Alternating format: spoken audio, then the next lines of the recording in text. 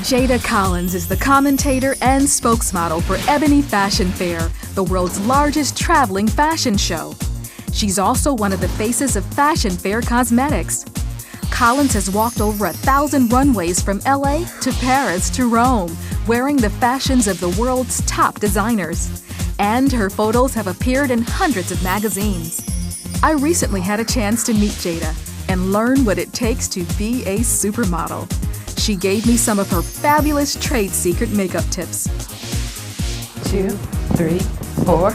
And a quick lesson in walking down a runway with attitude. Half and half. Did I make it? You got it. You will be in the next show, girl. Boom. There's a reason why you're the model, right? Jada Collins has undeniable beauty both inside and out. But there was a time when she didn't like what she saw in the mirror. It all started with the cutting words of her alcoholic father. You're just like your ugly mama.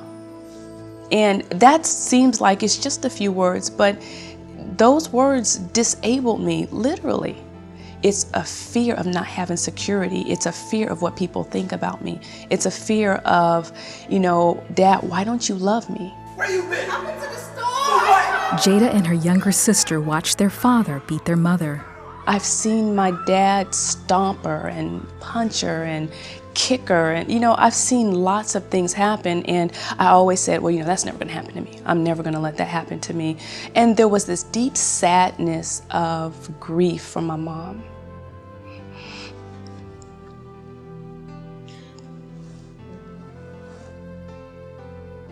Then there was the day when Jada, her mom, and sister came home from a vacation and found their house empty. Jada's dad had moved out and he'd taken everything with him. Jada moved closer to her grandparents and began going to church. It was the unique bond with her grandfather that changed the way Jada saw herself. One day she was looking through a stack of magazines. I just remember my grandfather, who I love to death.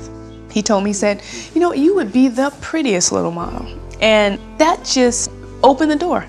It was like this light at the end of the tunnel that gave me a little hope that said, you know what, I have something to reach for. As Jada grew into her teens, those positive words fueled a passion in her to rise above her father's hurtful words. She studied models, their look, their attitude, and their walk. By age 14, she was strikingly beautiful and 5 feet 11 inches tall. That was horrible. That was absolutely horrible. But now I look back at it and go, thank God for 5'11". But back then I was teased so much. And even all of the girls that I work with now, we have the same story. I don't know what it is about giraffe, but everybody wants, whoever's tall, you're a giraffe. Jada eventually landed modeling jobs in her senior year in high school. 7 years later, she moved to California and trained with supermodel Christy Turlington. I'm breaking in and I'm like, this is just phenomenal. And, being trained together and walking together, and I developed, this fierce walk.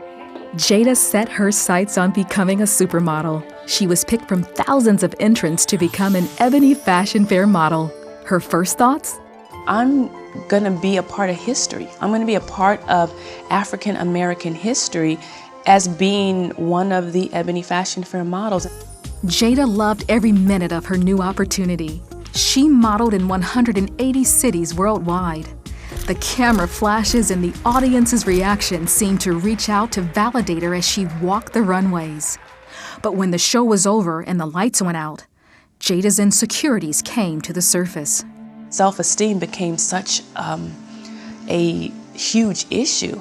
It was like everything was riding on the fact of, what do I look like? Do you know how, I was schizophrenic. It's a place of totally being in a realm where if another pretty woman comes around, it's like, is my job in jeopardy?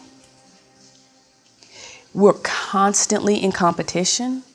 Jada's life as a model caused her to drift away from her Christian values.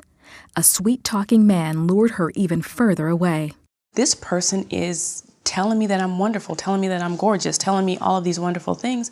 And so I just kind of stepped away from everything that I believed at that point, moved in with him, and, you know, what they call shacking at this point, and living a life that really was not, really didn't feel was pleasing to God. 2 years later, Jada found out her boyfriend was sleeping with another woman. She ended the relationship and recommitted her life to Christ with these words. Lord, I'm sorry.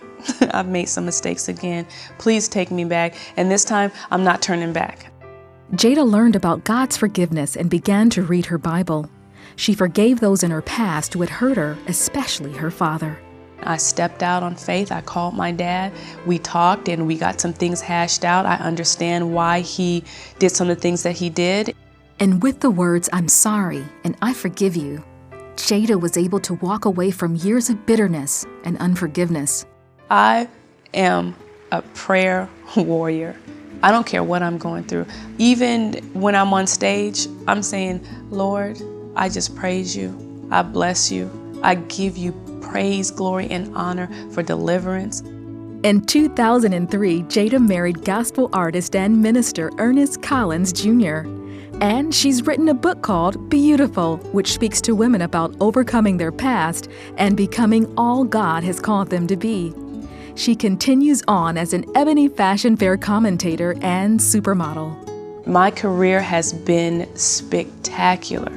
And I'm sitting here now and I'm saying to myself, thank you, Lord, thank you.